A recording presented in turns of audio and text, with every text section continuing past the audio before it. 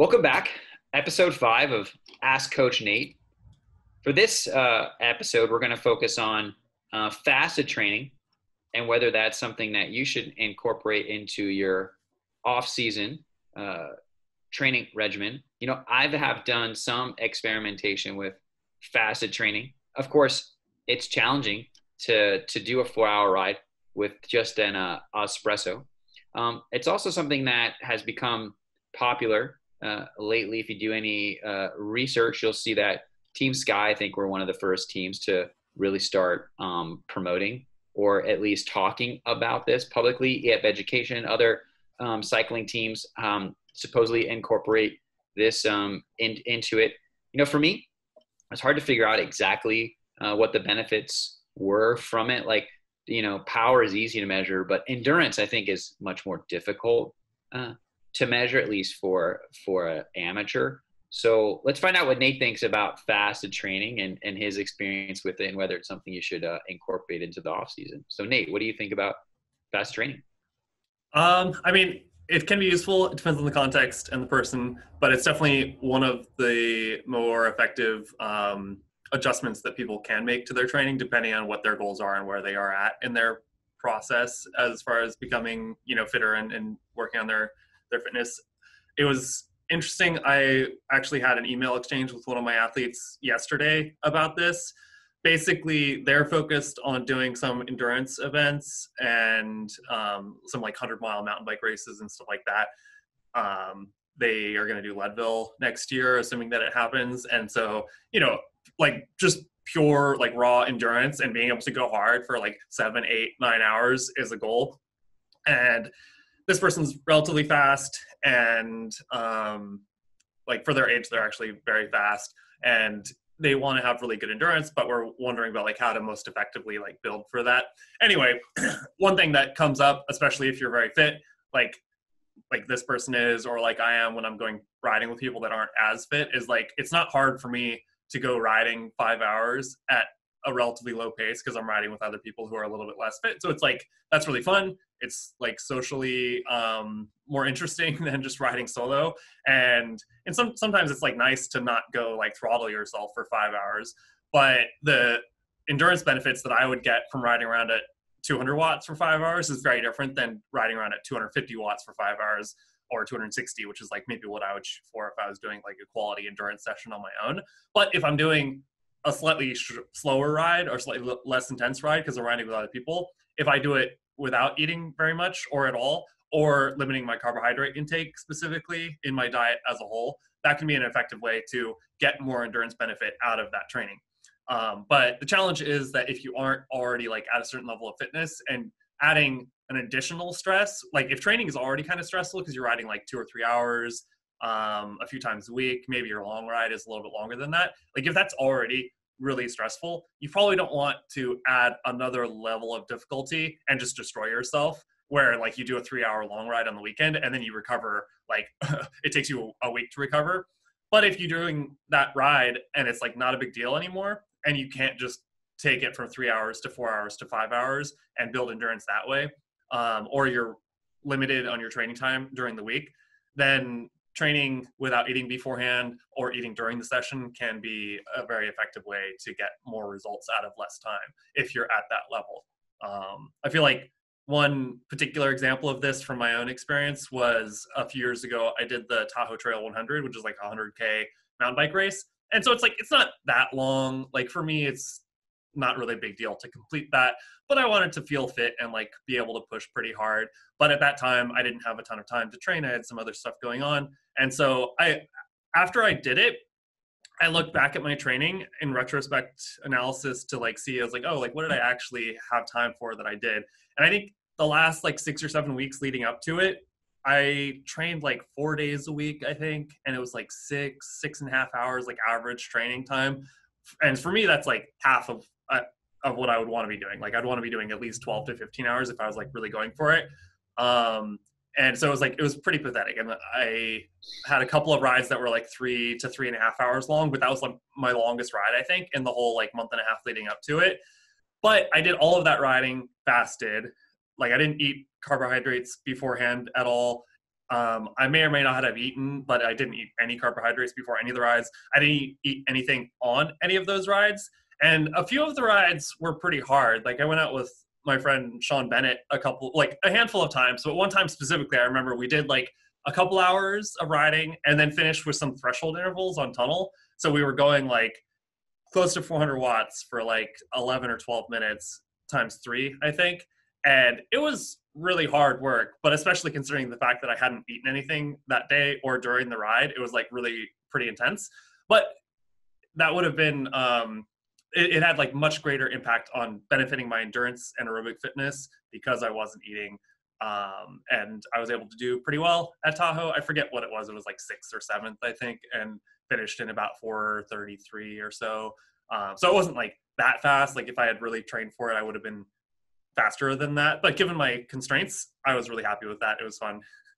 Yeah. So the theory is that fasted training will supercharge your fat burning, right? Because you're obviously forcing yourself to use the fat burning system, which would translate to better endurance. And I think your point's well taken too. Like when I first started riding, just to do the rides, I needed to eat a lot of food.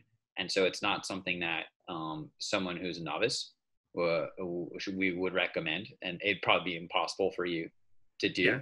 It wasn't until I had a lot more experience that I was able to do it. And it came up for me only because I would ride with people who were a lot better than me. And I noticed that they didn't eat a lot of food. And that part was really, really surprising. That's one of the stories you always hear about Levi, right? I've actually heard that like he's not eating food on the ride or even drinking water, right? That like everyone else is just struggling to stay on his wheel. And for him, it's like, it's not just that difficult of a ride. I guess my experience with it was like, I got to a point where I was doing them pretty frequently in the morning, as long as I didn't have any really high intensity stuff to do. It was just kind of tempo, riding at a fairly even pace. It was fine. It felt pretty good.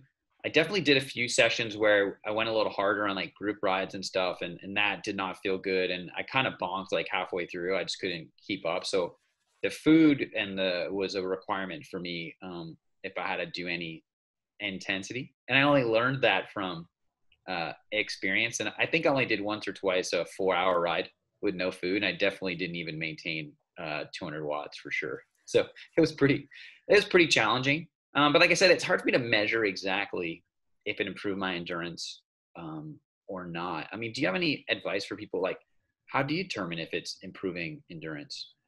Yeah, I mean, so what you were just saying now kind of reminds me of some pretty fundamental insight that is helpful in deciding whether or not you want to do certain things.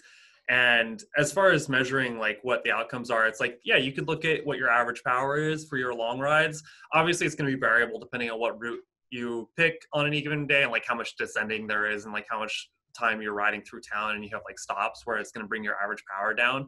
But if you have like a couple of standard routes, you could look at like what your average power is, how you feel during those rides, if you can do quality efforts during those rides and how effectively you can do those over time. Like a lot of times you might, like I remember over the years that I was racing professionally and getting progressively fitter, like after a while I didn't see huge changes in my peak power numbers. So if I went really hard on like a 30-minute climb, my power was like similar, maybe it got a few watts better, but it wasn't like a huge difference. Like I wasn't seeing like 3 or 5% gains year after year. It was like 1% every couple of years, but my ability to do it 4 or 5 hours into a ride got way better. And so like early on, if I was trying to go hard up Wildcat at the end of a ride, like 400 watts would be really good. I would be like murdering myself to do that. Whereas later on, I could do much better than that sometimes, even though I was already doing more kilojoules of work leading up to that point in the ride, for example. But just thinking about like that's really important. Like the type of riding you're doing and the type of intensity you're doing is really influential on what kind of fueling is going to be appropriate for it. So kind of a lot of people think very like simply that there's 2 primary fuel sources for the work that we're doing on the bike or running or swimming or whatever. Like there's carbohydrate and there's fat. And so carbohydrate is going to consume, like take less oxygen to burn. So it's a preferred fuel source for higher intensity efforts. And then fat, you have a lot more of it, but it takes a little bit more oxygen to burn it. And so it's a little bit more demanding. Like you need more cardiac output and more effort on your lungs to deliver enough oxygen to be able to burn fat at a very high rate. So your body doesn't want to do that. It's like extra work to do the same, like it's an extra metabolic cost to you to burn the same amount of fuel or to do the same amount of work.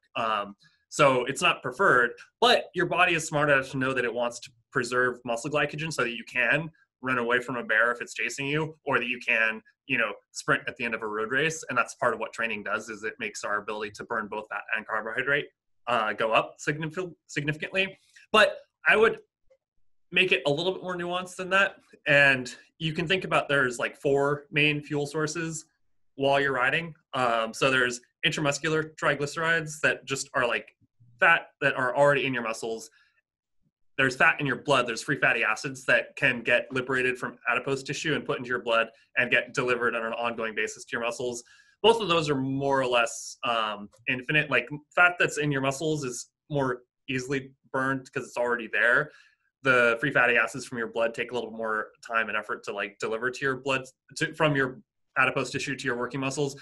But the carbohydrate is like the big thing that if you're doing threshold intervals or above threshold intervals, you're doing a fast group ride, you really need muscle glycogen and you need glucose in your blood. Glucose in your blood, you can keep replenishing from eating. Glycogen in your muscles, you cannot replenish while you're riding. And it's basically just like you have what you have and then you're burning through it at some rate. Generally, threshold intervals or anything at or above threshold, you're burning a lot of glycogen, a little bit of blood glucose, and hardly any fat. So if you're riding around and doing a steady endurance ride, you're doing some tempo efforts like you described, where it's like definitely below your threshold. You're burning plenty of glycogen, but it's not a ton. And so you can do quality rides like that fasted.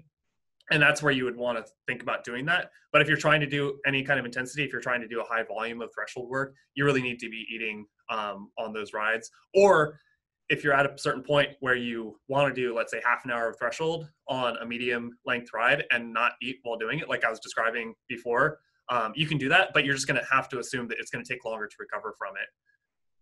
Yeah, and I think most people I've talked to are really surprised when they hear about this. And I don't know if fasted training is popular outside of cycling. I mean, cycling is one of the most demanding endurance sports out there. So having a lot of endurance, an extreme amount of endurance, right? The ability to ride an entire road race and then sprint at the end is basically unheard of. I mean, even like Ironmans and triathlons, there's no sprint aspect to it, right? They just need to pound away at a certain pace and they get really good at that pace. And that's what they're trying to do. So cycling's really different. And then of course, like, when I was a kid, and I think what most people know about cycling and endurance sports is a belief that it's all about carbo loading, right? And that you should perhaps eat like a giant pasta meal the night before, or have a giant breakfast. And I remember when I was younger, there was always these like, you still see them today, I guess. There's these funny things they do in the media when the Tour de France comes around and some guy will eat like everything a Tour de France pro eats in a day. And it's like 17 Cliff bars and giant bowl of pasta and all this ridiculous stuff. But now we know that like the approach is much more nuanced and individualized for professionals, particularly in cycling. What do you think about the changes that have happened, right? So beyond fasted training, now people are more individual in how they approach it, right? So why don't we talk more about that? Yeah, I mean, I think that a lot of it comes down to being more specific to what each individual's goals are when they're training. When everyone's racing, like if they're doing the tour, they have to eat a lot of carbs because no matter what, like if you're riding 4 or 5 hours a day for 3 weeks at a time, like you need to eat a lot of carbs. There's a limit to how much carbohydrate you can like absorb and use in a day. So it's not like every extra calorie that they consume is all carbohydrate, but they have a relatively high carbohydrate intake at that time. But when it comes to training, it's very individualized depending on where somebody's at in their training program, what kind of training they're doing. So if Chris Froome is doing 6 hours at 250 watts, he might do that without any food, or maybe just like a few drink mixes And obviously he's going to be hydrating. He's going to be drinking a lot of fluid and salt to like maintain proper neurological function and blood volume. But he doesn't necessarily need to eat 1,000 calories or more of carbohydrate, because he can do a ride like that and get a lot of aerobic conditioning in and enhance his fat burning capacity by stressing his glycogen stores. Whereas, a beginning rider who rides 6 hours a week and does a long ride that's like 2.5 hours long, and maybe they're doing intervals during that because they, are trying to make the most out of a constrained training schedule, like they're going to probably need to have 1 to 2 like Cliff Bars or gels on just like a 2-hour ride with intervals, or they'll have like some drink mix or something like that. So I would think about how intense the ride is and what your goals are. Like if you want to have the best threshold fitness, the best aerobic capacity, the best anaerobic capacity, because you're a crit rider and the racing that you do is very intense, or you are at a low level of fitness and you're trying to get fit enough to like hang on a fast group ride, and you're getting dropped on like all these little rollers where it's like you have to really dig in for like 1 to 2 minutes at a time. That's all aerobic capacity and anaerobic capacity, and you need to be able to burn carbohydrate at a very high rate to do that stuff. So you need carbohydrate to be able to train those systems effectively. And if that's your goal, you need to have carbohydrate on those rides, or you need to go into them pretty well fueled by recovering well after the previous sessions. But if you're, building up good endurance fitness, you're trying to do Leadville in August and it's January and you're racking up miles and you're doing a lot of like sub-threshold, like moderate intensity work, maybe you just have like 100 or 200 calories per hour, but you're doing a 6-hour ride on Saturday. And the point is to do as many kilojoules as possible at what feels like at the moment a pretty moderate intensity, and you want to finish really glycogen depleted, then yeah, maybe like limiting carbohydrate intake a little bit or doing it fasted could be really useful. Yeah, the fasted rides are definitely lonely. Like they're hard to do with other people. You've got to really be careful, or at least my experience, that you've got to go at your pace and do the pace that's appropriate for you to manage. On the flip side, I have also heard that too much fasted riding also isn't good, that it can blunt your ability to process sugar, right? So is that true? And what do you think about that, right? Yeah, so if you only did fasted training, for example, which, there's a time and a place for everything, I think, if you want like really well-rounded fitness. If you only did fasted training and you limited your carbohydrate intake, you would probably end up with a really high fat burning capacity and really good metabolic efficiency, and you'd be able to, ride long distances and keep your power up. But as soon as you are trying to like push hard over an intermediate climb on a fast group ride, or you're racing and you have to like sprint and attack and counterattack and respond to other people's moves, you need carbohydrate to do that. Like every second that you're riding above your threshold, most of that fuel for those efforts is coming from muscle glycogen. Some of it's coming from blood glucose, and you need to train those systems if you want to perform well at those intensities.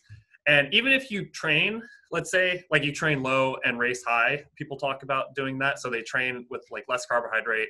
They try to work on their endurance. They try to work on their aerobic fitness. And then you just like add carbohydrate just when you're racing. Like you will perform better at those higher intensities when you're racing, but you can't train those systems very well if you're always training fasted, or if you're always training with a low carb, high fat type of diet. You can do some work at those intensities, but because you have less muscle glycogen and you're not fueling during your rides, let's say if you are really doing fasted training, the amount of training that you can do at those higher intensities is limited.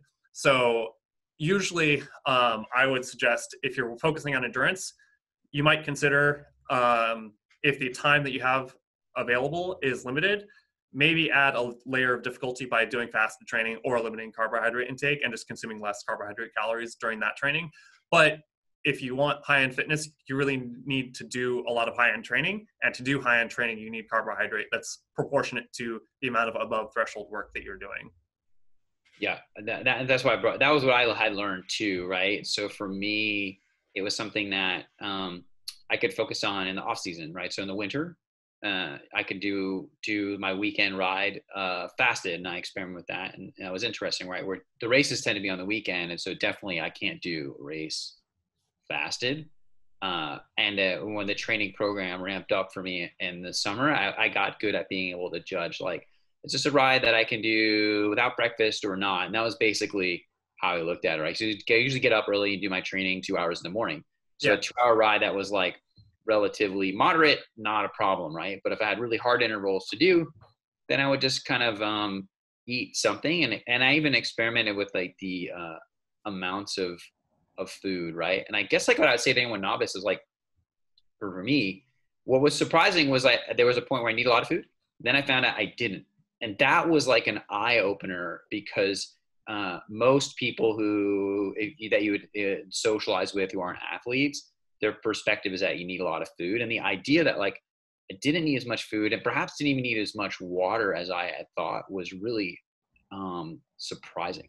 And then when I tried it, it was cool to understand that like it wasn't necessarily something that I had to do. So I think I think Nate would agree with me. Like it's always about knowing your body, right? And like everything is I think unique to the individual, and I'm sure you agree. But what is your perspective?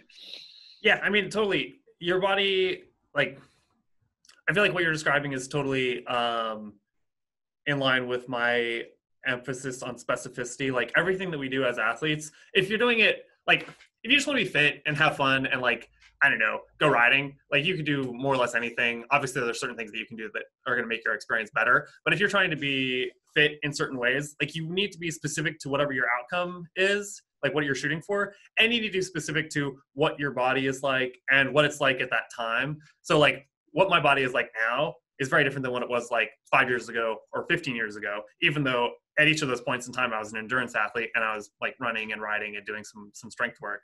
And the same with you. Like when you first got into training, you didn't have as much aerobic fitness. You didn't have as much fat burning capacity. And so you needed more carbohydrate to be able to like just get through a 3 hour ride, let alone get through a 3 hour group ride where you're doing these like hard efforts with people who are fitter than you.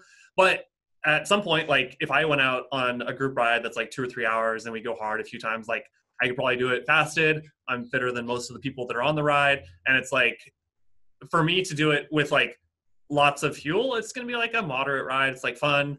It's fun to ride fast sometimes, but it's like not that stressful. So if I'm trying to get the most training out of it, I might do it with less carbohydrate, or I might do that ride and then add 2 or 3 hours afterwards, because that's going to be specific to me and what is going to be helpful for me to like drive my fitness forward. So I think if anything, like a lot of people talk about principles of training, I feel like specificity is like the only well, maybe not the only, but it's like the key fundamental principle, and everything kind of can be categorized as a version of specificity. Like you have to be specific to where you're at in the training cycle, where you're at in your development as an athlete, and what kind of goals you're shooting for at that moment in time. So it's like if you're shooting for maximum endurance, you want to train more aerobically, maybe you want to limit your carbohydrate intake.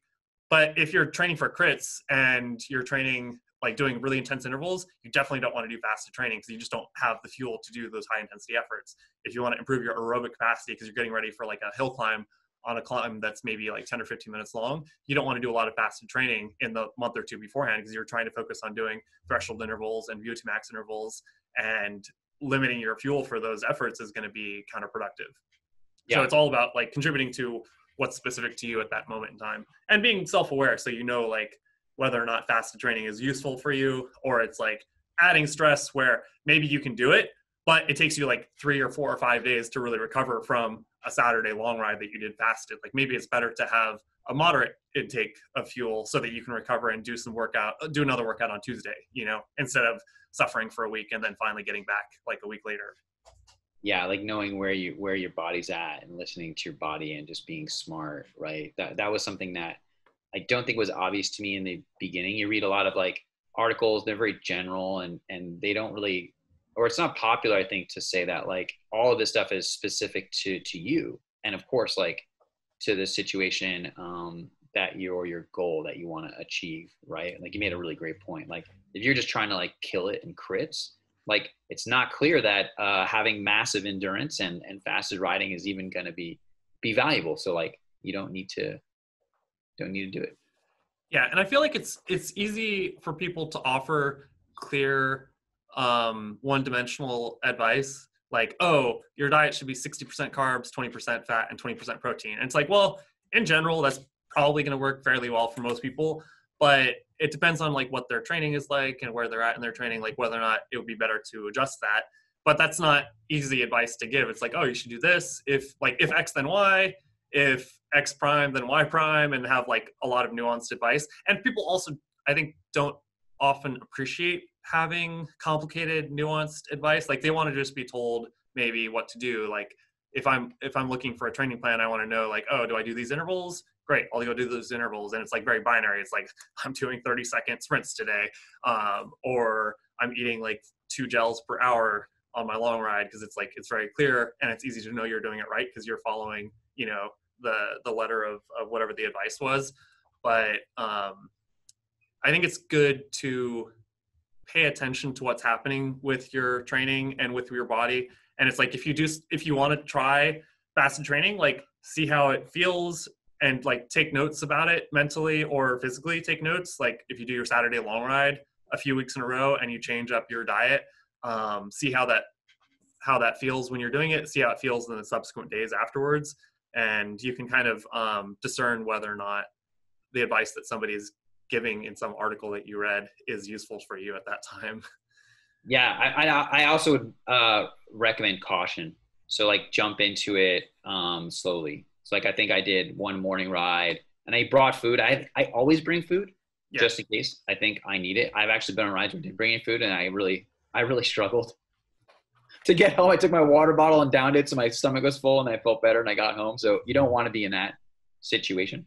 And the other thing is like, yeah, just jump into it and be really careful. I've seen people posting YouTube videos where they're doing really ridiculous stuff and they're not in the level of fitness to do those types of things. And I've seen people like running 50 miles and getting really dehydrated and doing things. So please be careful and build up to these things. Like I wouldn't take on a massive athletic challenge without having experimented with doing some portion of it and having the confidence that, you know, you can push yourself to a certain level. So anything else you want to say in summary besides recommending caution, of course? No, I mean, I think that's actually great advice. Like I love experimenting and I love taking notes on what's working well for you and what's not, and like seeing how things develop over time and just being aware that your body changes over time. But even if you are trying something that's like outside of the comfortable range, like that's what training is all about, is like pushing what's comfortable for you. If you are doing fasted training, like I would still take food with you, but maybe just leave it as a last resort, or like start slow and build up over time. Like both of those are really good options. Yeah, you know, I remember when I first started doing long rides, I actually made sure to map them out that there were places where I could get like water and food, right? So I would just go into this stuff with like thinking it all the way through, and being careful and being cautious and being smart. Like I said, I've seen it's popular now to post videos of people doing really extreme training stuff. And I've seen some where I was like, that is not a good idea.